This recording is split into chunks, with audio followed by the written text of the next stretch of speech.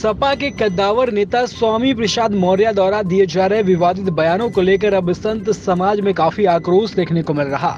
इसी कड़ी में बुधवार को बजरंग दल कार्यकर्ताओं के साथ पनकी धाम के महंत ने पुलिस कमिश्नर को ज्ञापन देकर कार्यवाही की मांग करी है। दरअसल पनकी धाम के महंत जितेंद्र दास ने कहा कि उत्तर प्रदेश दंगा मुक्त प्रदेश हो गया, लेकिन स्वामी प्रसाद मौर्य जैसे लोग विवादित बयानबाजी कर प्रदेश को दंगे की आग में झोंकने का काम कर रहे हैं। स्वामी प्रसाद ने हिंदू धर्म ग्रंथ को अपमान किया है, इसलिए उनके खिलाफ मुकदमा दर्ज करने की मांग की जा रही है। आपको बता दें कि बजरंग दल के जिला संयोजक कृष्णा तिवारी ने स्वामी प्रसाद मौर्य को चेतावनी दिया है और अनर्गल टिप्पणी करना बंद करें, नहीं तो बड़ा आंदोलन किया जाएगा। क्या नाम है आपका? मैं जितेंद्र दास महंत पनकी हनुमान मंदिर। यहाँ पर हम जो है स्वामी प्रसाद मौर्य के द्वारा जो देश का माहौल बिगाड़ने के लिए, क्योंकि आजकल देश के अंदर हमारे प्रदेश में बड़ी शांति चल रही है, बहुत दिनों से हमारा प्रदेश दंगा मुक्त प्रदेश हो गया है, तो ये स्वामी प्रसाद मौर्य जैसे शरारती तत्व अपनी शरारत फैला के हमारे देश को, हमारे प्रदेश को दंगे की आग में झोंकना चाहते हैं।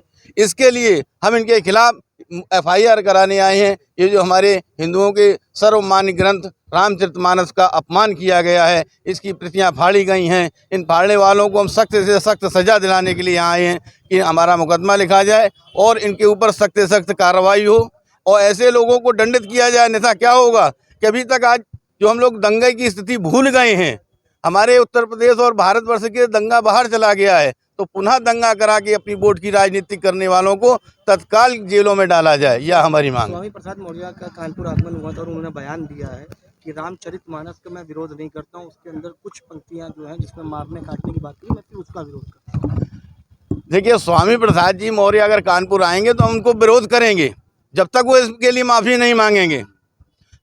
रामचरितमानस में माना मैंने ये चौपाई लिखी गई है, परंतु किस जगह पर लिखी है आप उसका समाधान देखिए, कहाँ पर किस भूमिका में किस उसमें वो चौपाई आ रही है।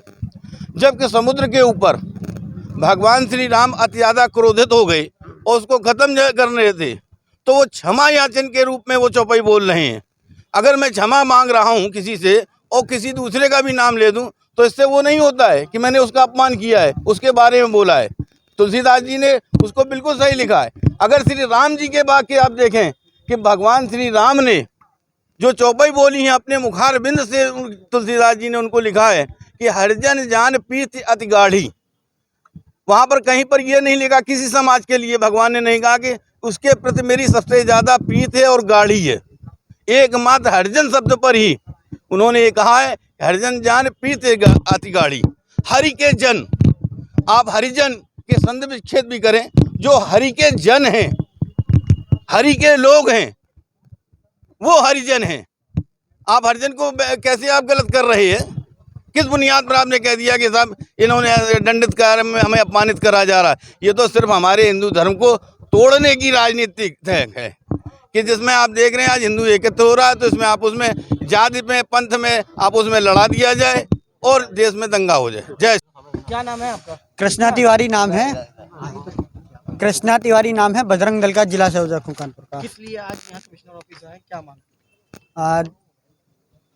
रामायण काल में सभी राक्षसों के नाश के बाद शूर्पणखा की कुछ वंशावली बच गई थी, जिस वंशावली के चलते कई जयचंद भी पैदा हुए और वो उसी जयचंदों की कुछ नाजायज औलादें हैं जो मुगलों का गुणगान कर रही हैं, लेकिन उन्हें जो अपने धर्म ग्रंथ पढ़ना जिन्हें नहीं आता है, जिन्होंने कभी गीता देखी नहीं होगी, दुर्भाग्य है हमारे इस हिंदू समाज का और हमारे इस देश का कि वो उस गीता का, उस वेदों का और उस उन चौपाइयों का और व्याख्यान कर रहे हैं जिन्होंने उसको कभी देखा नहीं है।